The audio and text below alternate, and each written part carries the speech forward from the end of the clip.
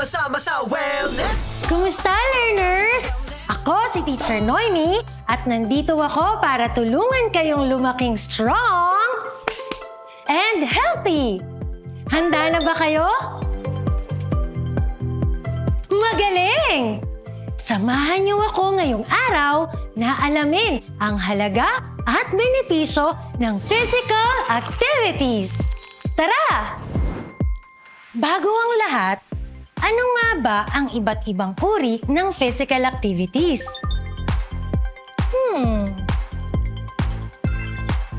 Mayroon tayong 3 uri ng physical activities na pag-uusapan ngayong araw.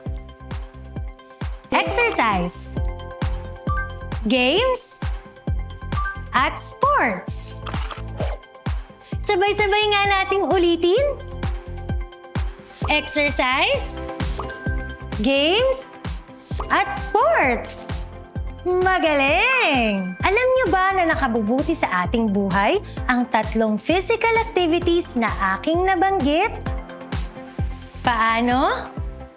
Alamin natin! Una, pag-usapan natin ang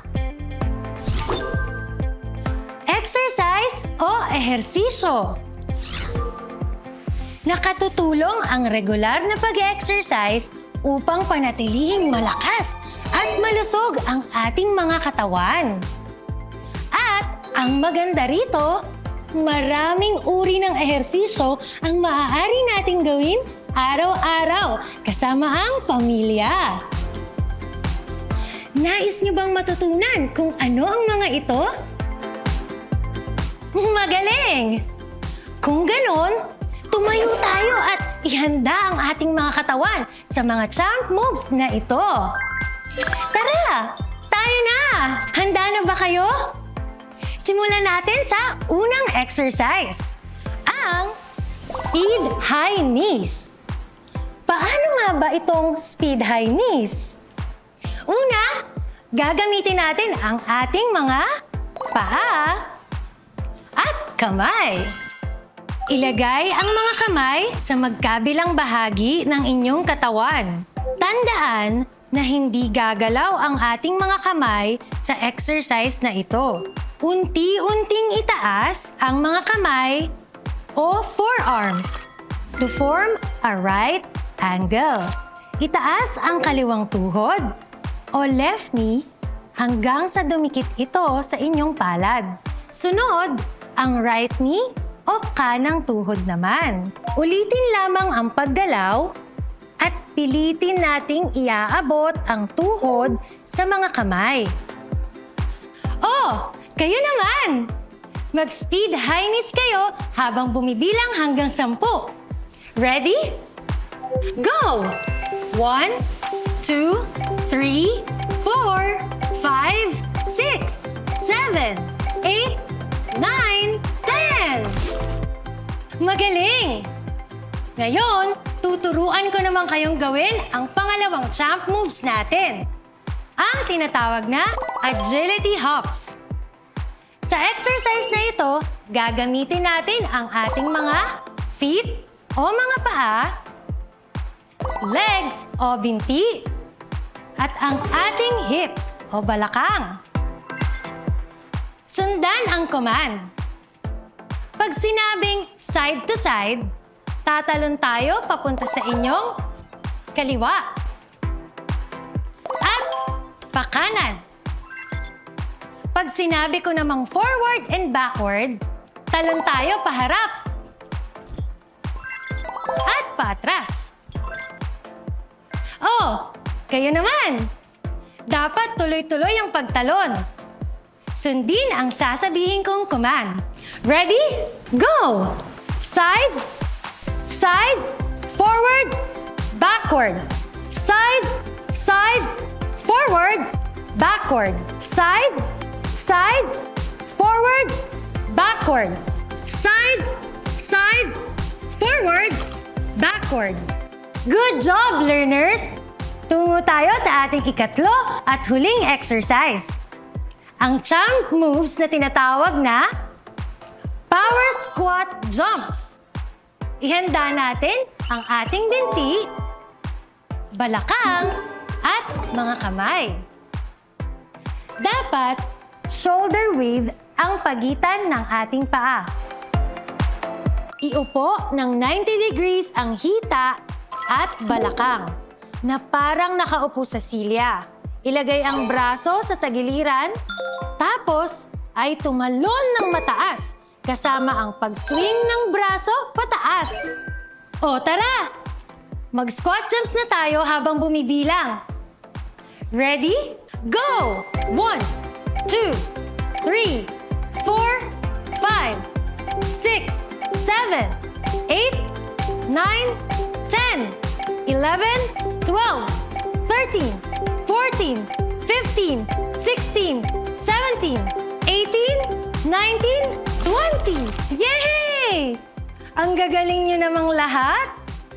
Palakpakan natin ang isa't isa dahil natapos natin ng maayos ang mga champ moves. Maaari na kayong bumalik sa inyong upuan, mga learners. Magpahinga at maghanda sa ating susunod na physical activity. Marami pang uri ng exercise ang kaya niyong gawin kasama ang pamilya. Tanungin niyo lang si Mommy o si Daddy kung ano ang exercise set na babagay sa inyong lahat. Tandaan, isang uri ng pagpapahalaga sa inyong sarili ang araw-araw na pag-eehersisyo. Kaya, huwag kalimutang gawin ito parati upang mapanatili na malakas at malusog ang inyong katawan. Mabuti! Relax at maupo muna tayo dahil pag-uusapan naman natin ang susunod na physical activity. Tara! Ang susunod na physical activity ay games! Bukod sa exercise, mahalaga rin ang games dahil sa mga benepisyong dala nito. Pero, bago natin pag-usapan ang mga benepisyo nito, alamin muna natin ang mga games na pwede nating laruin sa labas at loob ng bahay. Excited na ba kayo? Ako rin! Kaya naman, magbibigay ako ng 3 games na hindi nyo aakalaing pwedeng maging laro kasama ang pamilya. Ang unang game na pwede nating laruin ay tinatawag na Patintero. Nalaro nyo na ba ito, learners? Ayos! Para sa mga hindi pa nakakalaro nito, simple lang laruin ang patintero. Ang grupo ng mga taya ay pepwesto sa mga nakaguhit na linya. Ang layunin nila ay pigilang makatawid sa dulong linya ang kabilang grupo. Nasa namang kailangan hindi mahawakan ng mga nagbabantay sa linya. Maganda ang larong ito sa pangkabuuang kalusugan dahil ginagalaw natin ang iba't ibang parte ng katawan dito. Ang pangalawang game naman ay tinatawag na Tumbang Lata. Isang laro na malaking parte ng kulturang Pilipino at siyang sumusubok sa kakayahan nating tumakbo at umasinta. Ang panghuling game natin ay tinatawag na Jump Rope. Ang larong ito ay maaaring gawin kasama ang pamilya o mga kaibigan. Tumatalas ang ating koordinasyon sa paglalaro ng game na ito. Marami pang uri ng games. Ngunit ito ang 3 game na maaari nating malaro sa bahay man o sa labas. Ang patintero, tumbang lata, at jump rope. Maaari niyo bang ulitin ang 3 ito?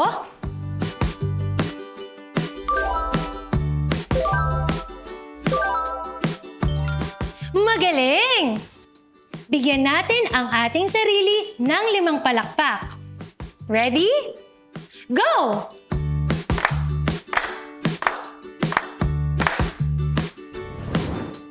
Oh, nabitin ba kayo sa mga games? Huwag kayong mag-alala dahil marami pang games na pwede nating gawin. Ngunit ngayon, dako muna tayo sa benepisyo ng mga larong ito. paglalaro ng games ay nakabubuti sa ating katawan at isipan. Napapatibay ng paglalaro ang lakas ng ating katawan. At hinahasa din ito kung paano tayo mag-isip at gumawa ng desisyon sa iba't ibang sitwasyon. Bukod pa roon, napatitibay din ito ang ating pakikisama sa tao. Ngayong may kaalaman na kayo sa games, maaari niyo bang sabihin kung ano ang paborito niyong laro sa mga nabanggit? Magaling! Pero, teka lang, hindi pa dyan natatapos ang saya. Dahil ngayon, pag-uusapan naman natin ang pangatlo at huling uri ng physical activity. Upang mapakita ang inyong kahandaan, sabay-sabay kayong sumigaw ng, "Handa na kami!" Pagbilang ko ng 3, okay? 1, 2, 3. Magaling! Tara, pag-usapan naman natin ang sports! Tulad ng exercise at games, isa ring napakabuting uri ng physical activity ang sports. Sapagkat nagbibigay ito ng benepisyo sa ating pisikal at mental na pangangailangan. Ang sports ay may kakayahan ding buuin ang ating pagpapahalaga sa sarili at pakikisama sa ibang tao. Upang mapalawak natin ang ating usapan, maaari bang ibahagi ninyo ang mga sports na alam ninyo o nilalaro ninyo? Taas lang ng kamay sa nais sumagot. Wow! Marami pala sa inyo ang naglalaro ng sports. Nakakatuwang malaman ito dahil marami tayong matututunan na values sa paglalaro ng sports gaya ng basketball, volleyball, soccer, taekwondo, running, swimming, badminton, at gymnastics. Isa-isahin natin kung ano ang mga values na ito. Tara! Ang unang value na matututunan natin sa sports ay disiplina. Nagagawa ng sports na panatilihin tayong disiplinado sa pamamagitan ng regular na pag-iensayo, pagsunod sa patakaran, paglaan ng oras, at dedikasyon sa napili nating sports. Agree ba kayo, mga learners? Ayos! Dako naman tayo sa sunod na value. Ang pangalawang value naman na matututunan natin ay teamwork. Sa sports gaya ng basketball, volleyball at football, importante ang kooperasyon at komunikasyon sa ating koponan. Dahil ito ang susi sa pagkapanalo. Ang mga gawaing ito ay sumasailalim sa teamwork. Ang pangatlong value naman ay ang pakikisama. Sa sports, nagkakaroon tayo ng pagkakataong makisalamuha at makipag-usap sa iba. Ang pang-apat na value ay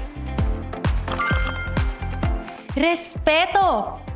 Ito ay tumutukoy sa pagpapahalaga natin sa ating katunggali, kasamahan, opisyal, at sa sarili.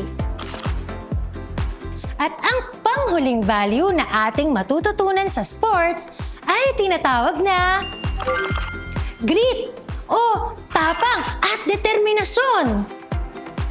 Sa sports, nagagawa nating maging matatag, determinado, at parating nagpupunyaging maabot ang ating mga layunin. Iyan ang 5 values na ating matututunan sa paglalaro ng sports. Muli, ito ay disiplina, teamwork, pakikisama, respeto, at grit. Maaari niyo bang ulitin itong 5 values na ito?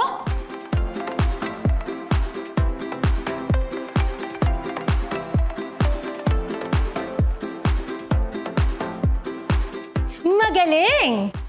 Sobrang proud si Teacher Noemi sa inyo. Ngayong alam na natin ang iba't ibang uri ng physical activities, pag-usapan naman natin ang nutrisyon para maging malakas. Kaya naman, ibinabahagi ko muli ang 3 food groups na nagbibigay sa atin ng tamang nutrisyon. Naaalala niyo pa ba sila? Maaari niyo bang sabihin sa akin kung ano ang 3 food groups na ito? Tama! Ito ang Go, Glow, at Grow food groups. Talagang kitang-kita na naaalala pa ninyo ang 3 food groups na ating tinalakay noon. Balikan natin muli kung ano ba ang mga ito. Ang Go, Grow, at Glow foods ay tumutukoy sa mga pagkaing nagbibigay ng maraming benepisyo sa ating katawan. Isa-isahin nating muli kung ano ba ang mga benepisyong ito. Ang Go foods tulad ng kanin, tinapay, at pasta ay nagbibigay sa atin ng enerhiya. Ang Glow foods naman, gaya ng prutas at gulay, ang siyang tumutulong patibayin ang ating resistensya laban sa sakit. At ang Grow foods tulad ng itlog, isda, at gatas naman ay tumutulong sa ating balat, muscle, at paglaki. Kaya laging uminom ng gatas araw-araw upang tayo ay manatiling malakas tuwing gagawa ng physical activities. Tandaan, ang pagkain ng balanse mula sa 3 food groups na ito ay kailangan ng ating katawan sa pang-araw-araw. At ayan! Natapos na natin ang ating diskusyon tungkol sa physical activities. Nag-enjoy ba kayo, mga learners? Mabuti! Para makasigurado, alalahanin natin ang ating natutunan. Tara! Una, napag-usapan natin ang kahalagahan at benepisyo ng physical activities. Nagagawa nitong mapabuti ang maraming aspeto ng ating buhay katulad ng pagpapahalaga at pagpapalakas ng ating katawan. Tandaan na maraming paraan upang maging aktibo at mas masaya ang pag-e-exercise at paglalaro ng games o sports. At ang pinakamabisang paraang ito ay ang gawin ang mga nasabing physical activities kasama ang ating pamilya at mga kaibigan. Mas matututo tayo pag may kasama at mas sasaya ang ating paglalaro kasama ang iba. Pangalawa at panghuli, muli nating idiniin na mahalaga ring kumain ng balancing diet mula sa Go, Glow at Grow food groups. Diyan nagtatapos ang ating aral ngayong araw. Tandaan na panatilihing aktibo ang katawan kasabay ng masustansyang pagkain para tayo'y masigla at malakas palagi. Hanggang sa muli!